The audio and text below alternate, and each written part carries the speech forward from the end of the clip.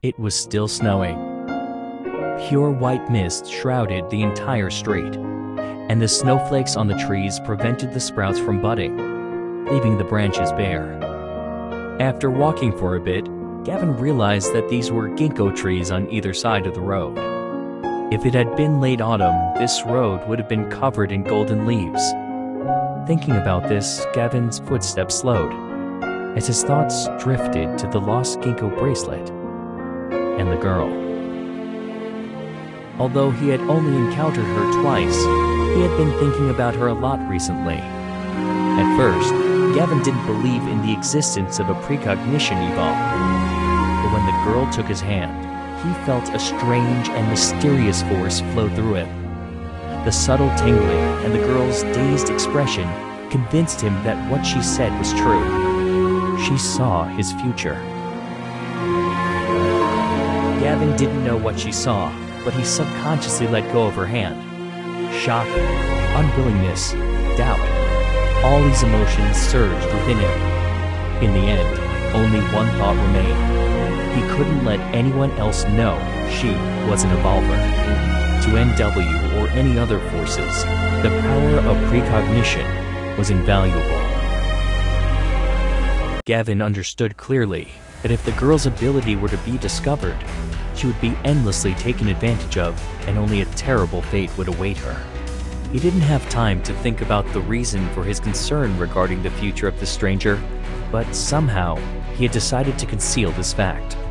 Just as ginkgo leaves turn yellow and naturally fall in autumn, his choice to save the girl and forfeit the opportunity to study her evolve was also natural. The signal suddenly crackled, and the sound from the communicator interrupted his thoughts. Target located. I repeat, target located. Gavin looked away from the branches of the ginkgo tree, his gaze now sharp, as the thin snow on the ground crunched under his feet. Target has infiltrated Loveland High School. By the time Gavin arrived at Loveland High School, NW already had the school on lockdown. Curious citizens whispered throughout the school, and some even snapped photos with their phones. A few uniformed officers noticed, but had no time to stop them as they were busy pulling the barricade tape and talking on their comms. Bypassing the crowd, Gavin walked straight into the nearby school building and swept through the empty rooms. Has everyone been evacuated? A female team member nodded quickly as she flipped through some pages in a file. Almost.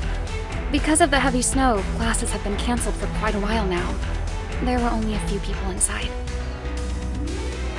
Frowning slightly, Gavin took the file from her hand. Almost. The female team member appeared slightly flustered. She paused for a moment and then said, The 2nd Squadron just counted the people against the list and found one person missing. It's the hostage. Gavin was very familiar with this situation. It's obvious why he came here. So now we... Keep the school on lockdown. The 2nd Squadron remains in position. The others will work in pairs to find the hostage. Gavin assigned the tasks, then passed the file to the person next to him. Looking at the bustling crowd, he paused, then added, Keep me updated. Inform me immediately once he's found. According to the information, the target was a power-type evolver, who could exert extremely strong force in a short amount of time. Generally speaking, NW's presence was not required for evil criminals of this type, but this was a special case. The weapon carried by this evolver required special attention. In addition to black market firearms, he also had gas bombs, which was probably an important reason he chose the school as his location. After all, nothing concerned NW more than the safety of civilians. Gavin led the way, while a shorter male team member followed along beside him. They went straight through the largest school building and on into a second building. I didn't realize there was another building here. The man looked around for a while, then, as if remembering something, gazed at Gavin curiously. Captain Gavin, I seem to remember you graduated from Loveland High School. I joined NW after only 1 year of school. Gavin replied blandly. then climbed the steps in front of the building gate and pointed to the small garden not far away, just as the rest of the team caught up with them. You take care of the periphery. Because Gavin rarely talked about his past, the man wanted to ask a few more questions, but was immediately assigned a task. He sighed. Yes, sir. Compared to the previous school building, the one in front of them looked a lot smaller. Through the windows, piles of sports equipment could be seen in some rooms, while others were neatly stacked with lab instruments or art tools. Gavin searched through to the top floor and found nothing unusual.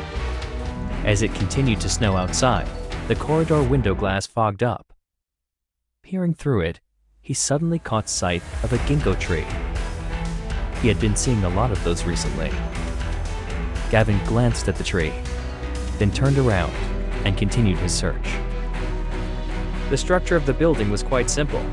Except for the rooftop, there were a total of 5 floors, with 4 rooms on each floor. They were basically student activity rooms.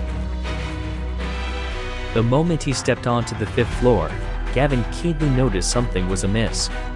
In addition to the rumbling snow outside, he also heard the faint sound of cloth rubbing. He was not alone. As the snow slowly fell, Gavin looked at the music rehearsal hall at the end of the corridor on his left and found the wooden sliding door tightly closed. He glanced outside the window, turned, and walked to the rooftop. A pistol, a dagger, 2 gas bombs, a gas mask? Probably not. It's a power-type eval. Gavin went through the information he just learned, took out his communicator, and pushed open the door to the roof. Found it. East Activity Building, the music rehearsal hall on the 5th floor. After sharing the position concisely, he threw the communicator aside and carefully checked his sidearm. It was very windy on the rooftop. The white snowflakes on his black military uniform were soon scattered by the wind. Gavin stood on the edge of the rooftop and took off his right black glove. In the icy wind and snow, he looked like a lonely wolf as the ruthlessness in his eyes froze. He jumped off the rooftop, and the sound of breaking glass could be heard throughout the building, piercing the silence of Loveland High School. Gavin stepped firmly on the edge of the window frame, ignoring the shards of glass on the floor and the cuts on his cheeks. He looked at the 2 people in the corner of the rehearsal hall and walked straight towards them. 10 minutes later, the sliding door at the entrance to the music rehearsal hall on the 5th floor was open. The short team member who was previously with Gavin led the team. Looking a little nervous, he held his gun and appeared relieved when he realized there was no anomalous gas in the air. But upon taking in the sight before him, he immediately let out a gasp. The frosted shards of glass on the ground glowed with cold light, as snow and blood mixed together and became indistinguishable. The trail of blood and glass extended from the window to the corner of the room, where the hostage they had been searching for was cowering and murmuring something unconsciously. Beside him, the target of the operation was pinned to the ground, his face slammed to the floor with his broken glasses hanging off his nose. He appeared to be in so much pain that the sight of him was enough to give anyone a shock. Gavin had his back to the door as he held the man down. No one could see his expression, but they could see his torn coat, the blood dripping down his fingers, and his messy brown hair. Did he overpower that man all by himself? It was never easy to subdue power-type evolvers, and this target even carried all kinds of weapons. For safety reasons, NW sent 4 teams for this mission. It was inconceivable that Gavin could handle it alone. The short team member swallowed nervously. He never knew that his captain, the dangerous man whom he had been secretly requested to keep an eye on, was so powerful. He suddenly understood why the leaders had described Gavin as a weapon. How is he? Gavin asked, and everyone in the rehearsal hall looked back at the target. His wound had been simply dressed, and there was a small piece of gauze on his left cheek. A female team member was comforting the hostage and gave him a forced smile. He's not in the best shape. I think he needs... Before she could finish her sentence, the hostage suddenly trembled violently. He tightly grasped the blanket that had been placed around him in an attempt to hide himself. His eyes quivered and he appeared defensive. He was scrutinizing Gavin's movements as if he was seeing some abomination. The female team member nodded a little awkwardly at Gavin and quickly took the man away. As they passed by Gavin, she heard the man muttering, Monster. Gavin heard it too, but he just looked at the piano by the window calmly.